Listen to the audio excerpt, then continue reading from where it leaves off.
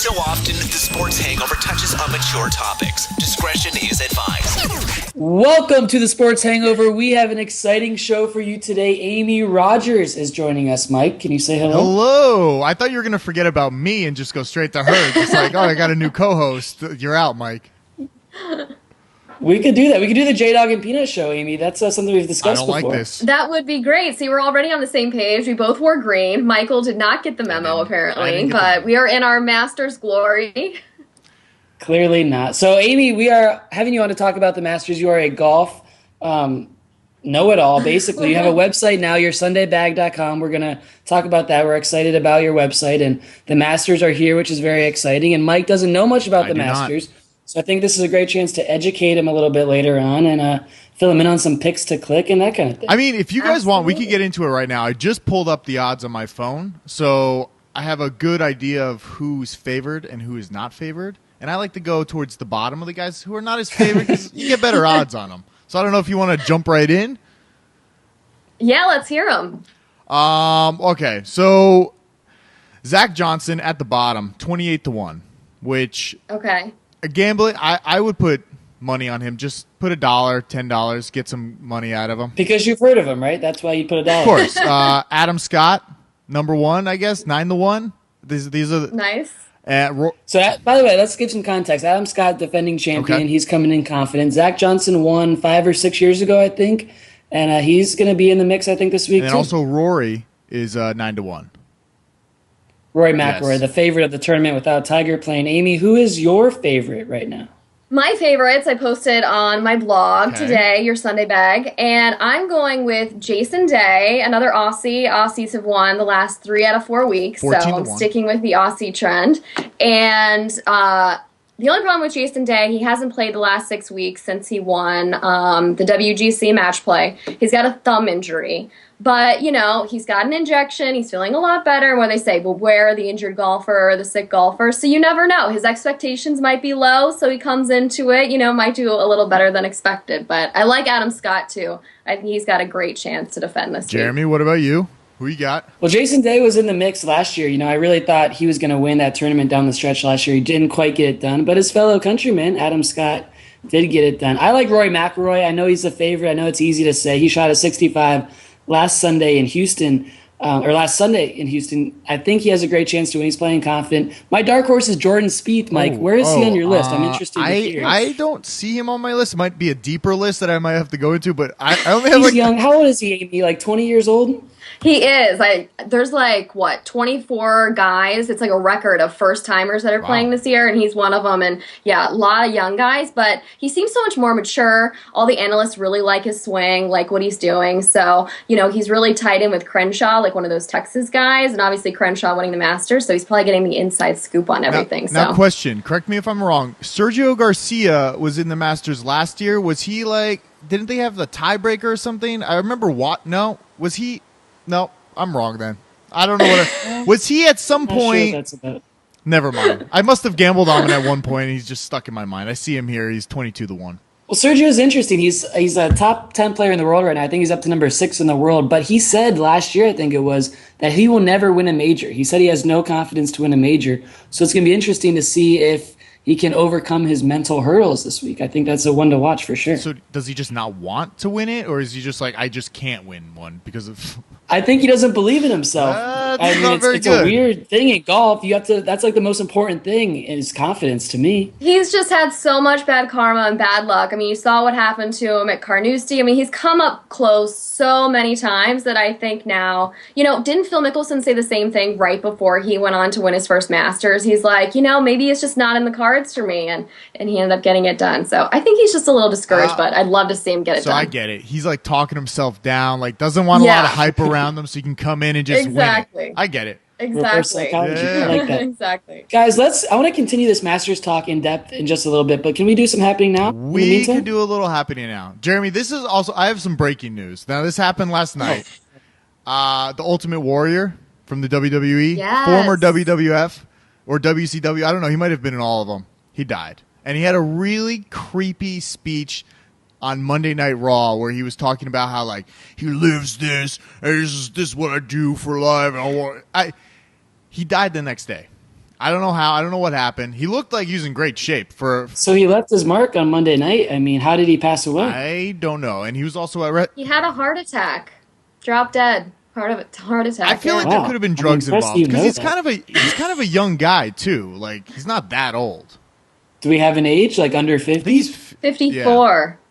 Yeah. I'm not a WWE person. It seems like it. I know. I'm totally not. First time ever, we turn it on this week. My friend's doing a feature on this WWE story. So we happened to watch it, and I see this guy, and then I find out that he drops dead a couple days later. I was shocked. I couldn't believe it, but he got into the Hall of Fame. Apparently, that was like his last thing he needed, so... He was... Well, congratulations for knowing that. Jeremy, did you never watch wrestling when you were younger? Never watched wrestling, never heard of this guy. That's a double win. He was big. He's been around for a while. He was a crazy guy. But it's sad to see him go. Sad to see him go. I want to talk about UConn. Did you see this week? Not only did they break everybody's bracket, a 7 seed in the tournament, they won the NCAA championship game Monday night. But then Tuesday night, the ladies team also wins back-to-back nights. How cool is that for UConn? It's good for them. I just did not watch any. Once my bracket was done, I stopped watching altogether. Yeah. Oh, it's all about you. Yeah, I gave up. I stopped. I'm like, I don't care. It's over. Okay. My bracket was pretty toasted as well. But didn't UConn do this a couple years ago? The men and the women both won the championship. They're like unstoppable. It's amazing. I think it was 2011. It is amazing. It's amazing back-to-back nights. How cool that is for the campus. Like have a big party the first night for the men's, and then let's do it all again the next day for the women's. Like we own basketball. They get to have riots twice in a row. That's what they get to do. 2 nights of rioting. It's a lot. I like that. Also, I just want to touch on this happening right now. We are a week away from the NBA playoffs, Mike. So the seedings are just finishing up in the NBA. The Heat and Pacers lead the way in the East. Those are the two teams to watch. Then I want to get to you on the NHL. Yes. Aren't the NHL playoffs starting soon? They are coming up very soon. I'm excited. Now, for the Lightning, I'm a Lightning fan. The bad news, their goalie went down, might not be able to play at all, at least in the regular season, maybe not even in the playoffs. Ben Bishop. Well, that's going to put a damper on the dynasty talks, isn't it? Well, and also the money that I put on the Lightning at the beginning of the season kind of hurts. So hurts my shot at winning. Amy, if you had to watch basketball playoffs or hockey playoffs, which one do you go to? Basketball, any day. Any day. Last year, the lockout ended. I was so bummed because I didn't want hockey to come back. Wow. Any day. Yes. I'm sorry. It's my I can't handle I feel it. Like and all the names I can't pronounce. That's fine. They're all from like Eastern European guys anyways. But it doesn't I feel like the hockey games, they're more exciting the whole entire time. When you watch basketball, it's like you got the first, the second, and it's like, all right, they're very close. And then at the end, the last like 4 minutes of the game, very exciting. I'll give basketball that. That's pretty I feel funny. like it's just the opposite. I never can see the puck. I'm like, where is it? I don't get it. Well, Fox experimented with that glowing puck like 10 years ago. It didn't go real well, but maybe we have to bring that back to get some That's more what I fans hear in. a lot. A lot of people say, like, I can't see the puck. It's not really about the puck. It's like where everybody is usually is like where the puck should be. So you should. It's about the fighting. Where is the fight that's happening right. A lot of now? fighting, a lot of I like it. Fighting's the best part. So those two are coming up. Also happening right now, the NFL preseason schedule has been announced. Saw that. We don't really care about this. I think the preseason needs to shrink down from 4 games. It's still 4 games this year. I think it's still on the table to lower it at some point. I think 4 is too many preseason games. Who cares? I think it kind of helps the guys that didn't really do a lot of training in the off season, that just kind of hung out, like Colin Kaepernick, just hanging out, getting all the ladies. I think this helps him get back in shape for the games.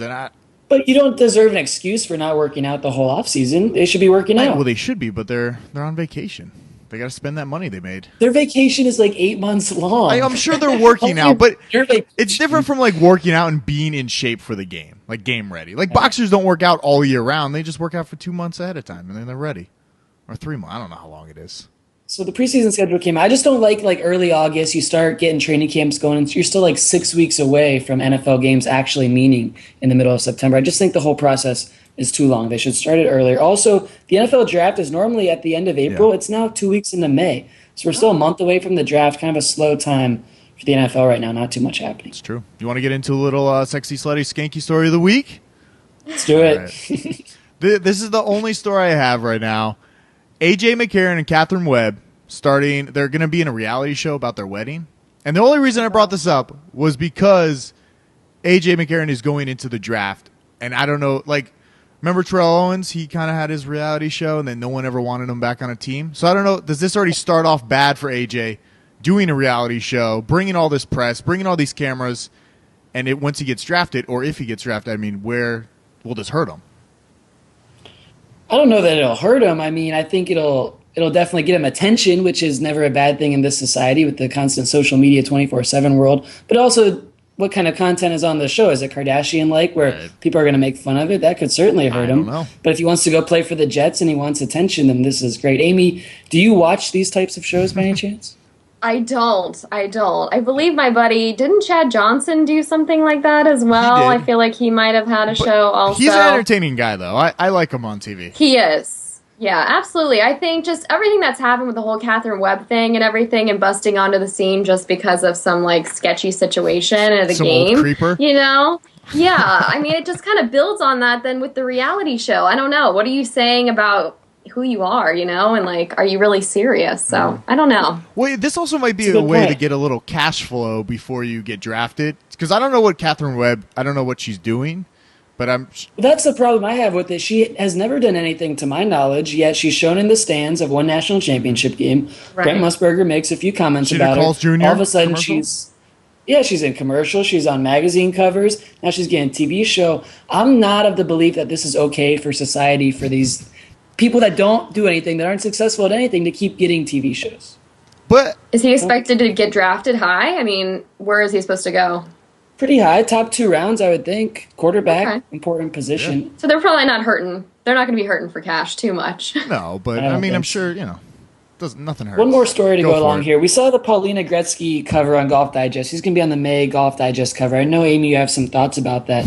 But I also thought it was interesting that an Orlando photographer who is a friend of mine, Amy may know this guy too, he's a former coworker of ours, Cy, he's a photographer. He took a picture of a bunch of guys doing the same pose that Paulina is doing and lined them all up. And this thing went viral. It went to USA Today. It was on the Today Show. So this guy's getting some run for the cover. But first I want to ask you guys, especially you, Amy, as a woman, what you think of Paulina Gretzky on the cover of a golf magazine where there are many female golfers, highly successful, not getting a chance to appear on this cover. Yeah, I think it's pretty shocking, and I think if she wasn't dating Dustin Johnson, there's absolutely no reason she would have ever ended up on this cover. And I saw that spoof you were talking about. It was hilarious, like these overweight guys, like without their shirts. I mean, it was hilarious. But I'm like, you know what would be the ultimate spoof? To instead line up all the women. If anybody watched the Kraft Nabisco this past weekend, the first major for the ladies, and you saw the final group was Michelle Wie and Lexi Thompson, who have both made history in women's golf, and line up all the women instead that could have been on that cover. And I thought the most shocking thing that I read about that was that the last time that Golf Digest even had a woman on the cover, a professional women's golfer, was 2008 with Lorena Ochoa. I mean, that's shocking. Yeah, it's a really long time. And you can't tell me there wasn't something that, you know, one of these women on the LPGA have accomplished since then that they couldn't have chosen instead. So, yeah, I thought it was a really, really poor choice and really a slap in the face to the LPGA and what they're trying to accomplish. I just feel like in the end I guess this might sound bad now, but in the end I feel like it's a business, and she's a face that a lot of people, especially younger guys, have recognized because of her provocative Instagram and being all over the place. Guys like just see it, be like, oh, what's this? I think they're just trying to get more people to read Golf Digest. Like I've never picked up an issue of it before, but that's what they're trying to do. But the first thing is you have to protect your base, and your base of golf fanatics are not going to support this decision to have someone like Amy said who's not involved in golf. She is dating a golfer. Does that mean that she's involved in golf? I don't believe it does. A little bit, right? She gets to travel with them. No. But I think the problem is people that are hardcore golf fans will pick up that issue if they read that issue. Like, no matter what. It's not like, oh, why is this guy on here? It's like when Kim Kardashian and Kanye West did Vogue. I don't know. There's been a ton of negative backlash, and I think they're going to lose some subscribers because of this. Will they outweigh those sales in airports and on newsstands where they're going to see Paulina on it? Possibly, but does that make it right? Any press is good press, right? It's like as long as people are talking about it all over the place. I mean, not when your base is giving you crap about it, and that's all the lady golfers, as they should be. They're upset about it. The Stacey Lewis's, Lexi Thompson just won a major championship, like Amy said. She's 19 years old, a good-looking young girl who has all the potential in the world. Her future is so bright. Put her on the cover. She deserves it 1,000,000 times more than Paulina. Well, I'm sure she does, but I just think you want to make money, right? If you're a business, you want to make money. It's not about like being the nicest and be like, oh, why don't we have this girl on? She's just like there for flash and bang. It's to get people to draw the eyes there. I don't know. And I think that's exactly why they did it. Yeah. And like Jeremy said, mission accomplished. It got us all talking, and we all took notice. Now, whether we buy the magazines or not, it got everyone talking. I didn't even know it existed. I've never seen that magazine before. All right, I want to get back to the Masters. It's my favorite tournament of the year, my favorite golf event. Amy, you are all in on the Masters this week on your website. First, tell us a little bit about this site that you started up and tell us what's going on there. So I've been playing golf my whole life. I'm pretty much obsessed. And so I started a blog. It's called Your Sunday Bag. So I cover golf, goodies, and grub. So one of those is bound to interest you if the others aren't. So this week, we just launched in January. And with it being the first major of the year, going all out for Masters Week. So I've been adding a lot of different notes because I've been to the Masters 4 times, kind of the inside scoop on what to expect and what to check out and see and do, kind of from an insider's perspective, because as we know, Masters tickets are a little hard to come by. Not everybody gets to go, and just trying to share my experiences with them as well. So yeah, really blowing it out this week. I'm actually going to be doing, for the first time, videos in addition to my usual tournament wrap-ups. So that's going to be exciting. I'm going to start those this week. And yeah, so I'm really excited. I love what you guys have been doing, and I'm excited to get on here and, of course, talk Masters with the two of you guys. And hopefully we're going to talk to you for each major down the road if Tiger ever comes back, all the big golf stories you want to talk to. And I love the constant updates on your site. Now, Mike, you have to listen into this for a second here, because me and Amy are very lucky. We've both been on the grounds of Augusta National, and not many people can say that. And it's something that most golf fans just can't wait to do. And we've both been very lucky, I would say is the word, to get that opportunity at this time. It's an amazing experience in person. It's just truly, it's humbling. It's amazing. The way I would relate it to you is like it's golf being played in a museum, like if you can imagine that, where everything is pristine, everything is perfect. Yeah, you're outside on a golf course. If you can marry those two together, that's what the Masters is. Everything is perfect. Everyone is well behaved. It's unlike anything else, and it's almost like a spiritual thing to be out there. It's really hard to describe, but that's what I would say. It sounds amazing. I've never been there, but it sounds great. Amy, give your thoughts on being on the grounds at Augusta National. I just wrote about this for tomorrow is Throwback Thursday, so I'll give you a little early peek. On my first trip, it was the first tournament I ever went to, 1999, my dad took me, I was 14, and standing there for the first time and looking out and, you know, I'm not sure about you guys, but any of the golf courses I've been to or played on don't look anything like Augusta National. And you look out, and I couldn't believe that it was a fairway. I mean, it's spotless. You're never going to see a leaf out of place, anything. And like Jeremy said, it really is a magical experience. I mean, you really can't put words on it. And then this past Sunday, having the first drive, chip, and putt championship with all the juniors there for the first time, and seeing again like that same spark in their eye and that feeling you had when you were little and you were out there playing, and to see them at this place that is so unbelievable. It was like this perfect marriage of the two, and it was so awe-inspiring. It like made me so excited again and just so anxious for the Masters. And you keep hearing the players talk about that too. Like you just can't put words to it. And I think, you know, when you hear the best players in the world who have played all over the world, and even they are blown away, and, you know, they keep saying they have to get past the wow factor, you know it's a special place. Wow. And the question, I know this might sound silly, why is there no other golf course that is pristine as that golf course out there? I feel like a lot of people have a lot of money that just be like, I want to make a golf course. Why has no one made a golf course as good as that one? I think part of it goes back to, I heard someone talking about it today. I don't know if it was Billy Payne's press conference, of sticking to what Bobby Jones, who helped to create it with Clifford Roberts, sticking to what he had envisioned all those years ago. And I think it goes back to like that Southern charm and, from back in the day, and how everything was just like so prim and proper. And I think it's sticking to that, and like they've managed more than any place I've seen to really like hold true to their roots. It's amazing. It's true. That's a good question. I mean, the other thing is the history of it, which you might not understand as much, Mike, but it seems like every famous shot or famous moment in golf history happened at the Masters, happened at Augusta National, and that plays into it too. For the spectators, you would get a kick out of this. Parking is free. Nice. Barbecue sandwiches are like $3. Gatorades are like $1. Wow. There's normal human prices.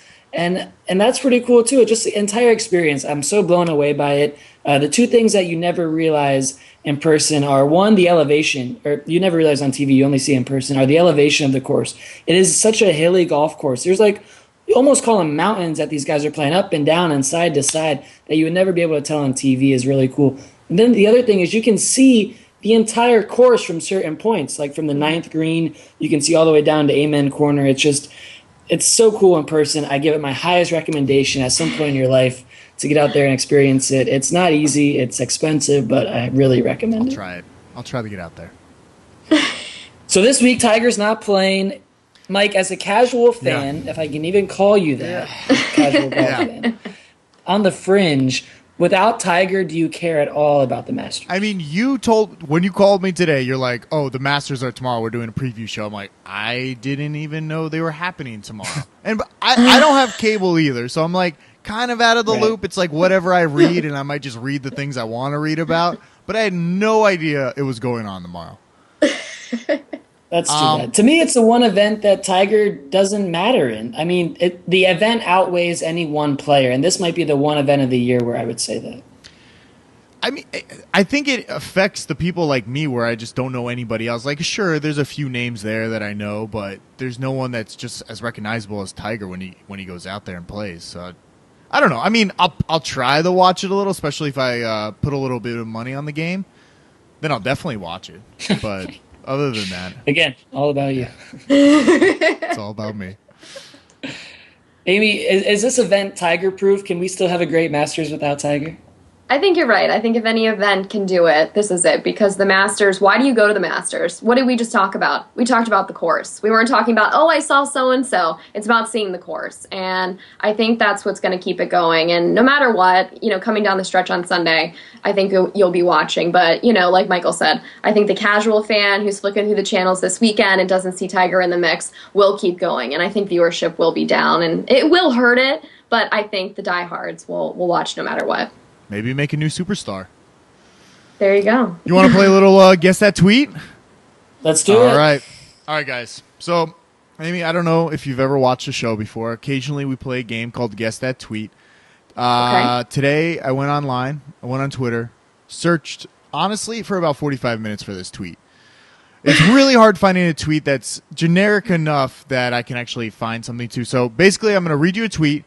I'm going to list 4 names, and you have to guess who tweeted this. So here it is. Okay. LeBron James just needs to cut off his hair because his headband is there for decoration. Okay. Is it brutal? Charles Barkley, Shaq, Stephen A. Smith, or Dwight Howard?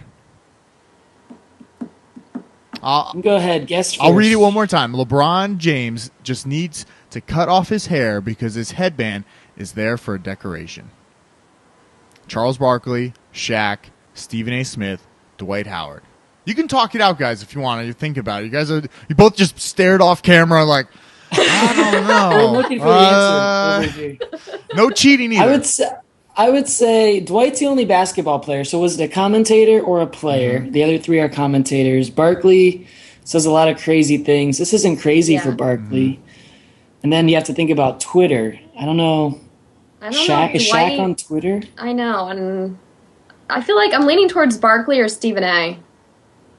Is he critical of LeBron, though? I don't know. I don't think Stephen A. would be, but don't listen to me. All right, since you're the guest, Amy, which one do you want? Charles Barkley, Shaq, Stephen A. Smith, or Dwight Howard? Let's go with Barkley. Okay. Jeremy?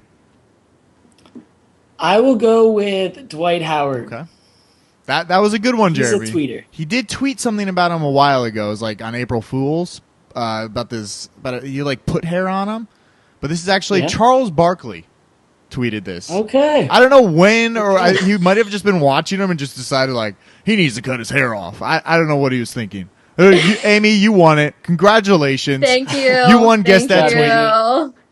That was impressive. Barkley says so many things. I didn't think this one would resonate. It wasn't that good as far as Barkley. It wasn't that good. Gold Honestly, goes. today I had the toughest time finding a tweet because there was not much out there. Like I thought somebody would tweet about the draft day or about the Master. Nothing at all. Nothing like that. I'm excited for the Masters. Check out Amy's site, yoursundaybag.com. She's constantly updating. And it's not just golf, right? It's the food. You got the goodies on there, all kinds of fun stuff. Exactly. Like I said, you're bound to like something, desserts, dinner, fashion, shopping, golf. We've got it all. So check it out. So good. And we both love the Twitter. We are active at TSH Podcast, constantly tweeting. Amy has the Your Sunday Bag handle. Did you score the handle, Amy? I did score the handle. Yes, I got in. It'll be worth millions someday, I'm sure. Someday, I'm sure. Well, thanks for joining us, and we'll talk to you again when the major season continues. All right? Yeah, thanks, guys. Thanks for having me. All right, thanks.